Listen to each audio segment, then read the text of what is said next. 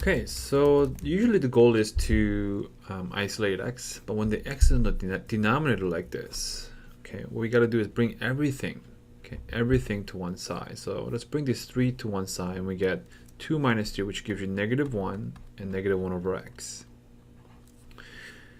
We can multiply both sides by -1, so keep everything still at one side, but let's multiply both sides by -1 to get this. And the inequality switches from left to right. And then if you combine this, you get x plus 1 over x is greater than 0.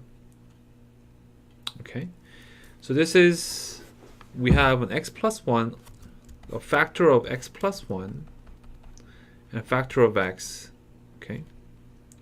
And they have a 0 at -1 and at 0.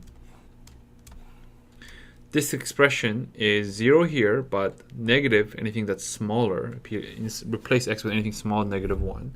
Anything bigger will give you a positive, and similarly 0, positive, negative. This will tell us where the division. So let's divide these two. Two negatives divided will give you positive. 0, this is undefined. If you divide anything by 0, you get negative, positive. So where is it strictly positive? Right here and right here. Okay, which means x has to be less than -1 or x has to be greater than 0.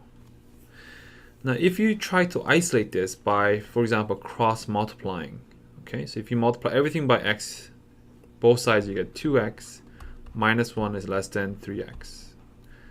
Okay, you will not get the answer to both of this. Okay, if you subtract, if you collect the x, right, so you get 3x minus 2x, you get -1 is, right, x is greater than -1, okay, which doesn't even correspond with the right answer here.